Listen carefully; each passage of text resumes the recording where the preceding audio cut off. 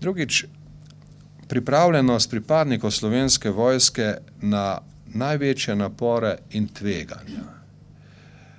To seveda je na nek način v vojaškem življenju vzeto kot danost, kot nekaj, kar gre z vojaškim poklicem samim po sebi, je temeljnega pomena. Je temeljnega pomena tudi zato, da se v širši družbi to dobro razume. To je sicer v današnjih časih nekoliko zapostavljeno, ampak dejstvo je, da pripadniki naših obrambnih sil nastopajo v svojih praktičnih situacijah, zlasti v mednarodnih operacijah, na način, ki nenehno izkazuje njihovo pripravljenost na največji napor, na tveganja, tudi tveganja svojega življenja. In končno, tretja temeljna vrednota, ki, rekel bi, je temeljna za obrambne sile in je tudi ta vez s širšim okoljem, je domoljubje. Domoljubje je gonilna sila in pomembna energija poslanstva vojske. Verjamem, da se ta vrednota v Slovenski vojski goji in ne omenjam je zato, ker se mi zdi, da bi je manjkalo. Ampak mislim, da ni odveč, da se poudarja v vsaki priložnosti. No in seveda, najbrž mi ni treba posebej govoriti o takih specifičnih vrednotah, ki so izrazito pomembne za poklicno vojsko, kot je vojaška čast, pogum, lojalnost, predanost, tovarištvo in tako dalje.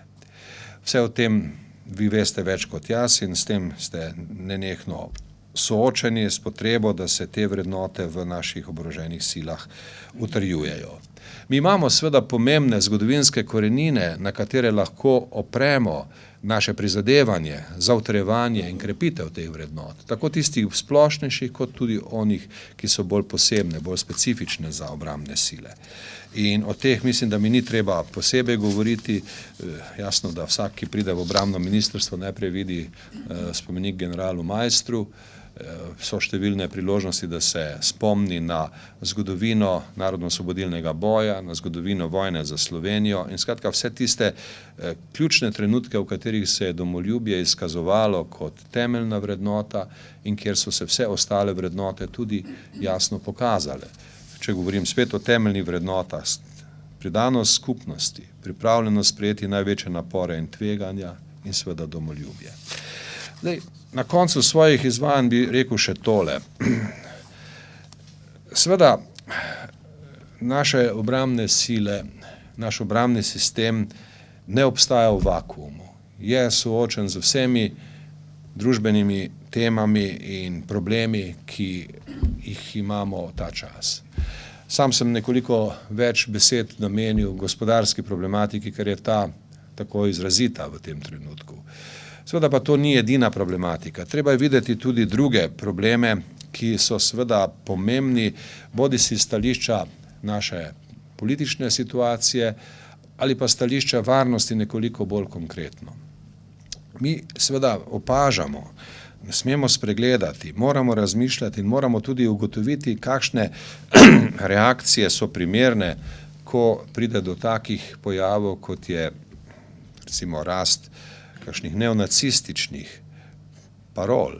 Se pojavljajo take parole, ko se tudi pri nas pojavljajo skupine s to vrstno vsebino. To nas mora skrbeti. To ni pojav, ki bi ga lahko podcenjevali, češ da gre za majhno skupino ljudi ali da gre za izolirano skupino ljudi ali pa da gre za napol privatne zabave in podobne zadeve. Tu moramo biti občutljivi. Videti moramo, da so se v nekaterih državah že zgodili nasilni dogodki, v Nemčiji nazadnje, da so nekatere povezave, ki nastajajo med temi skupinami, pri čemer imamo v mislih predvsem skupino Blood and Honor, bile povezane tudi z resnično zelo zaskrbljujočim terorističnim napadom na Norveškem, ki je seveda nastal in se je zgodil v eni sami državi, na Norveškem, vendar ni bil brez mednarodnih povezav.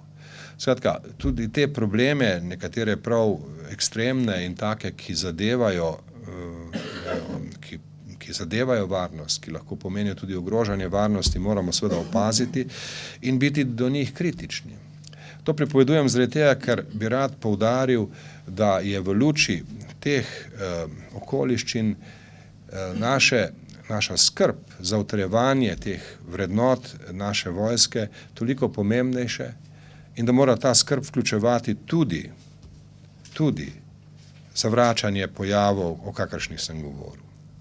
Kot vidite, sem v teh svojih razmišljanjih naredil en sprehod preko 4 razmeroma različnih tem.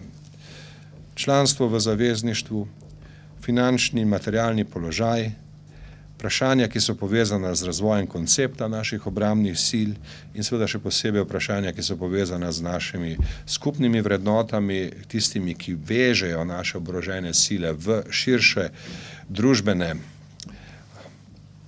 mreže, če lahko tako rečem, mrežo družbenih odnosov v širšem smislu. In verjamem, da je na vsakem od teh področij veliko možnosti za poglobitev. Moja današnja razprava ni imela namen biti končna poglobitev ali zadnja beseda o teh temah. To so vse teme, o katerih se bomo pogovarjali. Našli bomo tudi načine, da damo konkretno vsebino tistim spremembam, tistim izboljšanjem, ki jih potrebujemo, bodisi v okviru zakona o obrambi, bodisi v okviru različnih operativnih dokumentov. O teh se bomo pogovarjali posebej.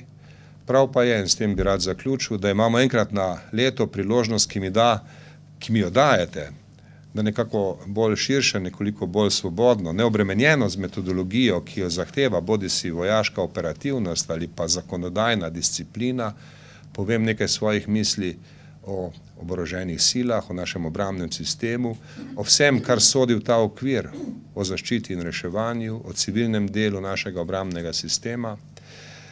In seveda čisto na koncu, ker je to čas pred prazniki, bi vam rad izrekel zahvalo za vaše delo v letu 2011, zaželel prijetne praznike in pa seveda srečno leto 2012. In ta zadnja beseda, ki sem jo povedal, seveda ne pomeni, da je srečanja konec, da so še vaše vprašanja. Hvala lepa.